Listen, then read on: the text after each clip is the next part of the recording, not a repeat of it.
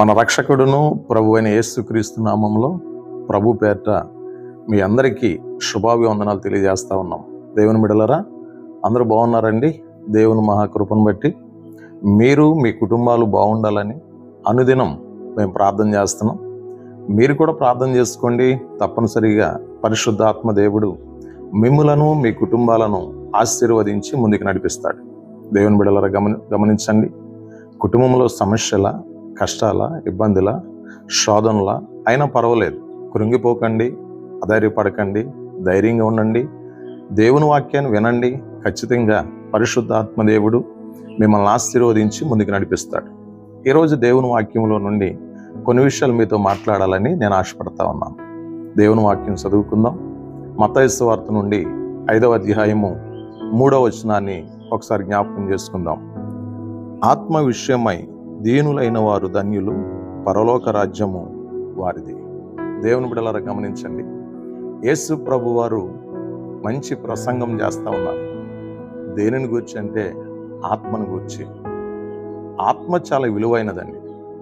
శరీరము, ప్రాణము, ఆత్మ. శరీరము, ప్రాణము కంటే ఆత్మ చాలా ముఖ్యమైనది. ఆత్మ అనేది దేవుడు పెట్టినటువంటి దీపము అని దేవుని వాక్యం సెలవిస్తూ ఉంది. దేవుని బిడ్డలారా, గమనించండి. నీ ఆత్మలో నీవు దీనత్వం కలిగి ఉండాలి. ఎందుకంటే ఆత్మీయంగా ఎదుగుతున్నావు కదా, విశ్వాసంలో ఎదుగుతున్నావు కదా, రక్షణ జీవితంలో ఎదుగుతున్నావు కదా, పరిశుద్ధ మందిరానికి వెళుతున్నావు కదా, దినదినం వాక్యం చదువుతున్నావు కదా, దినదినము మోకరించి ప్రార్థన చేసుకుంటున్నావు కదా. దేవుని సన్నిధిలో ఉన్నటువంటి నీవు ఆత్మలో ఎప్పుడు దీనత్వంగా ఉండాలి. దీనత్వం అంటే ఎవరితో గొడవలు పడకూడదు, ఎక్కడా కక్షలు పెట్టుకోకూడదు, ఎక్కడా పోరాటాలకి పోకూడదు, భర్త పైన గొడవ పెట్టుకోకూడదు, భార్య పైన గొడవ పెట్టుకోకూడదు, పిల్లలపైన గొడవ పెట్టుకోకూడదు, ఎవరిపైన కూడా గొడవలు అనేవి పెట్టుకోకూడదు. చాలామంది ఘర్షణలు పెట్టుకుంటూ ఉంటారు. ఘర్షణలు పెట్టుకుని నోటి ద్వారా దుర్భాష మాట్లాడుతూ ఉంటారు. చేయకూడని పనులు చేస్తూ ఉంటారు. ఇవన్నీ కూడా దేవునికి కోపం పుట్టించేటువంటి పరిస్థితులు. కనుక దేవుని వాక్యం అంటుంది కదా, ఆత్మ విషయమై దీనత్వం మనం కలిగి ఉండాలని దేవుని వాక్యం అంటుంది. పరిశుద్ధాత్మ ఉంది, దురాత్మ కూడా ఉంది. మనం పొందుకోవలసింది పరిశుద్ధాత్మే కానీ దురాత్మను కాదండి మనం పొందుకోవలసింది. దేవుని బిడ్డలారా, ఒకసారి సౌలు మీదకి దురాత్మ వచ్చింది. దేవుని వాక్యంలో మనం చూసినప్పుడు ఆ దురాత్మను దావీదు భక్తుడు వెళ్ళి వెళ్ళగొట్టినట్లు దేవుని వాక్యం చెప్తా ఉంది. ఈరోజు చాలామంది మీదకి దురాత్మ వస్తూ ఉంది. కారణం ఏంటి తెలుసా? చాలామంది దేవుని మార్గంలో నడవకుండా, వాక్యానుసారంగా జీవించకుండా, లోక సంబంధంగా జీవిస్తున్నారు. కాబట్టి చాలామంది పైన దురాత్మలు ఏలుబడి చేస్తూ ఉన్నాయి. కొంతమంది స్మోకింగ్కి గురైపోతున్నారు, కొంతమంది డ్రింకింగ్కి గురైపోతున్నారు, కొంతమంది పాపానికి గురైపోతున్నారు, కొంతమంది సినిమాలు పిచ్చి చేత లోకంలో జీవిస్తూ ఉన్నారు. ఈ పనులన్నీ ఏంటంటే దురాత్మ చేసేటువంటి పనులే. కాబట్టి దేవుని వాక్యం అంటుంది కదా, ఆత్మ విషయమై నీవు దీనత్వం కలిగి ఉండాలి.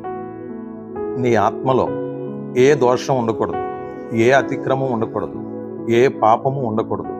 లోక సంబంధమైనది ఏది కూడా నీ ఆత్మలో నివసించకూడదు. నీ ఆత్మలో ఉండవలసింది ఏం తెలుసా? ఓన్లీ వన్, ప్రభువారు మాత్రమే.